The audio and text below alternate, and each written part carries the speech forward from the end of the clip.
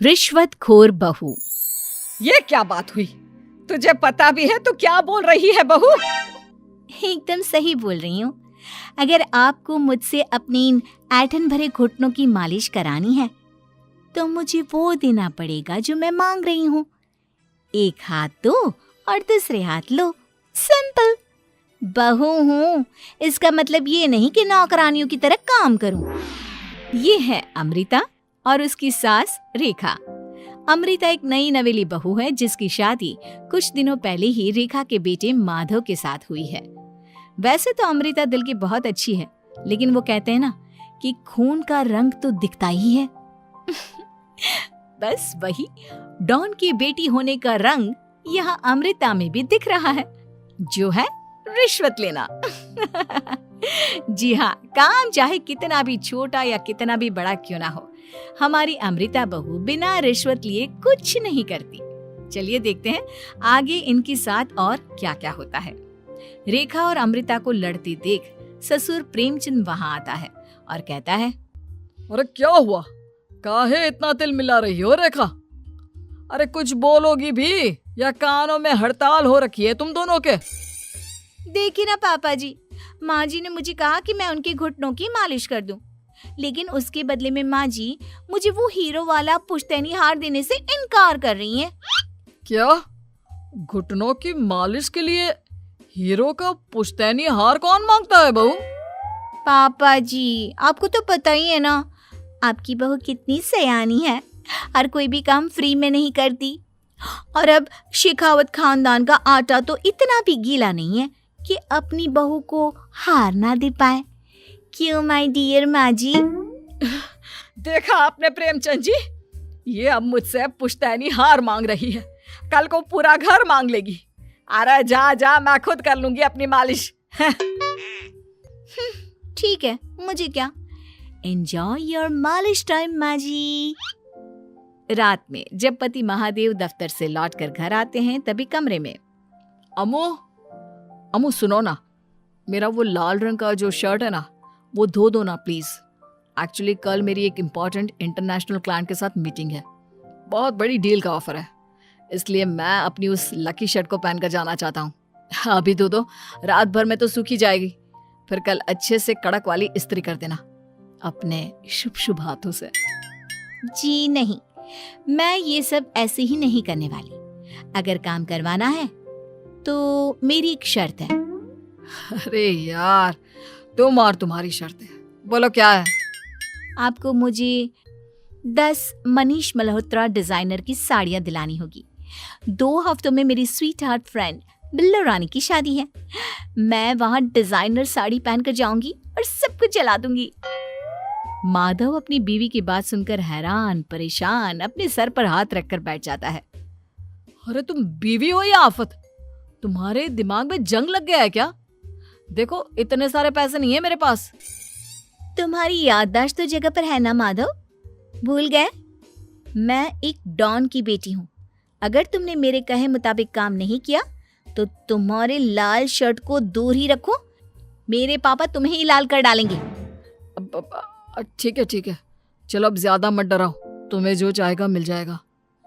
अब ये डर और रिश्वत का सिलसिला यूं ही चलता रहता है और इसी तरह समय बीतता रहता है। एक सुबह सब नाश्ते के टेबल पर बैठे थे, जहां अमृता सबके सामने एक व्हाइट बोर्ड लाती है जिस पर दिन भर के सारे कामों के रेट लिखे हुए थे। अब ये क्या है? टीचर नहीं बनने का इरादा है क्या तेरा? अगर हाँ तो अफसोस, बेचारे बच्चे, उनका भविष्य तो अंधेरे में है। आप लोग बेकार की बातें बंद कीजिए और आंखें खोलकर ठीक से पढ़िए क्या लिखा है। ये आज के सारे कामों के रेट्स हैं। आलू पराठे, चाय, दाल, रोटी, चावल, सब्जी, हलवा, मिठाई, रसोई की सफाई, वॉशिंग मशीन में कपड़े धोना, ओखल में मसाले कूटना और माँ जी और पापा जी के अलमारी की सफाई करना। इन सब कामों की कुल मिला के जो रकम बनती है वो है ये 10,000 रुपए और माँ जी के लेटेस्ट लाए हुए सोने के झुमके भी। अमृता, तुम इंसान हो या हैवान? जरा तो दया करो हम पर। हे राम जी, उठा लो, अब ना देखा जाता ये सब। सच में पता नहीं कौन सा दिन था वो जब ये हमारे घर आई। महादेव, तेरे प्यार ने तो हमारा जीना दुश्वार कर दिया बेटा। दुनिया में बहुत रिश्वतखोर लोग देखे, लेकिन ऐसी रिश्वतखोर बहू पहली बार देख रहा हूँ जो अपने ही परिवार को लूटने में लगी है। बहू, तुझे पता है ना कि ऐसे रिश्वत मांगना गुनाह है। पापा जी, मैं कोई गुनाह नहीं कर रही हूँ।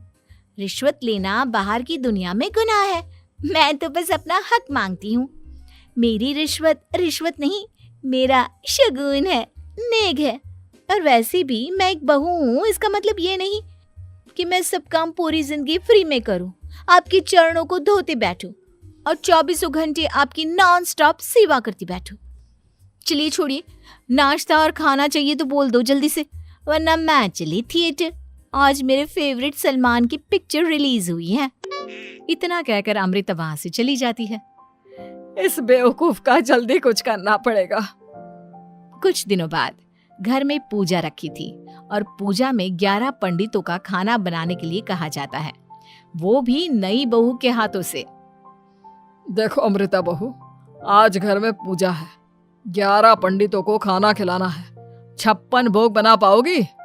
उन्होंने कहा है कि नई बहू के हाथों का खाना ही होना चाहिए, नहीं तो मैं रेखा को ही बोल देता हूँ। ओ कम ऑन पापा जी, खाना तो मैंने फ्री फंड में अपने घर में भी कभी ना बनाया, तो अब आपको क्या लगा कि पूजा का नाम लेकर आप मुझे अपनी झांसी में फंसा लोगे? अरे कल मुही, बस अब बस, पहले सुन भी ले क्या कह रहे हैं हम। तुम्हें जितने पैसे चाहिए, जितने तोहफे चाहिए, सब ले लेना, बस पूजा पाठ में कोई बाधा नहीं आनी चाहिए। ओहो, ये हुई ना समझदारी वाली बात। ठीक है, अब आप लोग निश्चिंत रहिए, मैं ऐसा खाना बनाऊंगी कि उन 11 पंडितों की 11 पुश्तें भी मेरे खाने के स्वाद को याद रखेंगी। अमृता पंडितों के लिए खाना पकाती है और पूजा संपन्न होने के बाद उन्हें केले के पत्तों पर खाना परोसती भी है, जिस पर खाने का पहला निवाला खाते ही वो क्या भोजन है। हम इतनी जगहों पर जाते हैं, लेकिन इतना अच्छा स्वाद तो काफी मुश्किल से चखने मिलता है। रेखा जी, प्रेमचंद भाई साहब, आप लोग सच में भाग्यवान हो कि आपको इतनी सर्वगुण संपन्न बहू मिली है, जिसके हाथों में साक्षात माँ अन्नपूर्णा विराजती है। सर्वगुण संपन्न, सबको संपन्न कर देगी यह खूंखार औरत। कुंडली मार कर बैठ गई है मेरे बेचारे बेटे के जीवन में। एक मिनट, अरे ये बात मेरे इस बूढ़े दिमाग में पहले कैसे नहीं आई? इस अमृता की बच्ची को मैं अपने घर से बाहर कैसे निकालूं? इसका उपाय तो पंडित जी के पास जरूर रहेगा। रेखा अगले दिन पंडित जी के पास जाकर उन्हें अमृता के बारे में सब कुछ बता देती है, जिसे सुन पंडित जी भी परेशान हो जाते हैं। अरे, ऐसी बहू तो 7 जन्मों में भी किसी को नसीब ना हो भगवान। देखिए रेखा जी, आपकी रिश्वतखोर बहू और आपके बेटे की कुंडलियों को जोड़कर देखा है मैंने, लेकिन इसमें तो यही बता रहे हैं कि ये आपके जीवन से कभी नहीं जाने वाली। इसलिए उससे सुधारने के लिए जल्दी आप लोगों को ही कुछ करना होगा, नहीं तो एक दिन वो आप लोगों को कंगाल करके ही दम लेगी। नहीं, ऐसा हरगिज नहीं होगा। मैं कुछ करूंगी, हाथ पे हाथ धरे नहीं बैठूंगी मैं। वहीं घर पर अमृता को ये पता चल जाता है कि उसकी सास रेखा पंडित जी के पास उसकी और महादेव की कुंडलियां लेकर गई थी, और इस पर जब रेखा घर लौटती है तब वाह माँ जी वाह, बहुत ही ज्यादा सयानी निकली आप तो। लेकिन मैं आपको एक बात बताना चाहती हूँ कि मेरी और महादेव की कुंडलियां जोड़कर पूजा पाठ और हवन करके भी कुछ नहीं मिलेगा, क्योंकि मैं ऐसी बला हूं जो आप सबकी जिंदगियों से अब कभी नहीं टलने वाली, फिर चाहे आप कितने भी टोटके हवन या उपाय कर लें। तो खुद को समझती क्या है रे बदतमीज, तुझसे बात करना तो दूर, मुझे तो तेरी शक्ल देखना भी नहीं पसंद। अब सास बहू के बीच एक अनकहा सा युद्ध छिड़ जाता है। दिन बीतने लगते हैं, लेकिन एक दिन अचानक रेखा की तबीयत हद से ज्यादा खराब हो जाती है और उसे सांस लेने में भी काफी दिक्कत और परेशानी महसूस होती है। जब उसे डॉक्टर के पास ले जाया जाता है तब डॉक्टर चेकअप करके कहते हैं, देखिए, मैंने सारे टेस्ट करके देख लिए हैं और रिपोर्ट्स को क्रॉस चेक करके ये पता चला है कि रेखा जी को गंभीर दिल की बीमारी है। उनके फेफड़ों में भी काफी सूजन आ गई है। उनका जल्द से जल्द ऑपरेशन करना होगा, वरना आई एम सॉरी टू से उन्हें बचाना मुश्किल हो जाएगा। ये खबर सुनकर प्रेमचंद और माधव दोनों हक्का बक्का रह जाते हैं। लेकिन डॉक्टर साहब, कितने पैसे लगेंगे ऑपरेशन के लिए? और उसके बाद रेखा पूरी तरह ठीक तो हो जाएगी ना? जी हाँ, इस ऑपरेशन के बाद वो बिल्कुल ठीक हो जाएंगे, लेकिन वो तभी हो सकता है जब ऑपरेशन टाइम से हो पाएगा। और रही बात ऑपरेशन के खर्चे की, तो उसमें तकरीबन 6 से 7 लाख रुपए तक लग सकते हैं। जहां एक तरह सब रेखा की तबीयत और ऑपरेशन को लेकर परेशान होते हैं, वहीं घर पर रेखा को बिस्तर पर देखकर भी अमृता के अंदर जरा भी दया नहीं आती। ओ माँ जी, ये अपना फालतू का मेलोड्रामा बंद कीजिए ना आप। मुझे पता है आपको मुझे रिश्वत नहीं देनी है और घर के सारे काम मुझसे मुफ्त में करवाने हैं, इसीलिए आप ये सब कर रही हो ना। सीरियसली अमृता, ऐसे हालात में तुम ऐसी बातें कैसे कर सकती हो? हम यहाँ परेशान हैं कि ऑपरेशन कैसे कराएंगे, बैंक में इतने पैसे भी नहीं है, और तुम माँ को ताने सुना रही हो। अरे अमृता बहू, मैं भला ढोंग क्यों करूंगी? हम 6 से 7 लाख का बंदोबस्त कैसे करेंगे? करेंगे पापा, कैसे भी करेंगे। अमृता, अगर कभी भी जिंदगी में तुमने मुझसे सच्चा प्यार किया है, एक पल के लिए भी सही, तो तुम्हें आज इस परिवार, इस घर की नींव, मेरी माँ को बचाना होगा। हमने अपना सब कुछ तुम्हें दे दिया है, अब तुम्हारी बारी है अपने किए का हिसाब चुकाने की। मुझे पता है तुम्हारे अंदर भी दिल है। अमृता बिना कुछ कहे वहां से चली जाती है और अपने कमरे में जाकर वो अलमारी में से अपनी माँ की तस्वीर को निकालकर अपने सीने से लगाती है और भावुक हो जाती है। माँ, आपके जाने के बाद पापा ने ही मेरा ख्याल रखा, लेकिन उनकी वजह से ही मुझ में काफी बुरी आदतें भी आ गई। शायद मुझे इतना बुरा आपकी गैर मौजूदगी ने ही बनाया।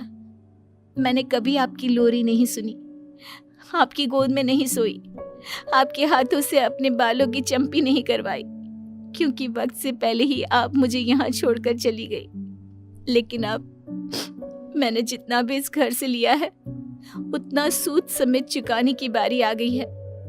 अब मैं अपने रहते अपने प्यार को भी उसी दर्द से नहीं गुजरने दे सकती जो मैंने आपके नहीं होने से सहा है। अमृता तुरंत ही अपने सारे पैसे और गहने माधव को लौटा देती है और रेखा का ऑपरेशन किया जाता है। रेखा ठीक हो जाती है और जब घर आती है तब अमृता दरवाजे पर आरती की थाली लिए खड़ी होती है। वेलकम होम माँ जी, आई मिस्ड यू।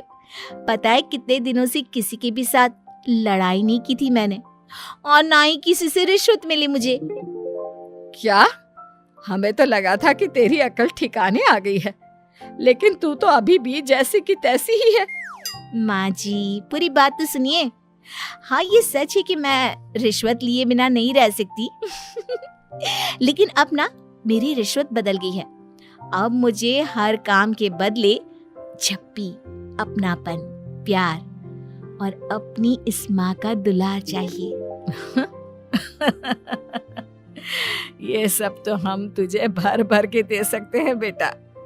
पूरा घर एक साथ अमृता को जोर की झप्पी देता है और सब हंसते मुस्कुराते घर के अंदर चले जाते हैं।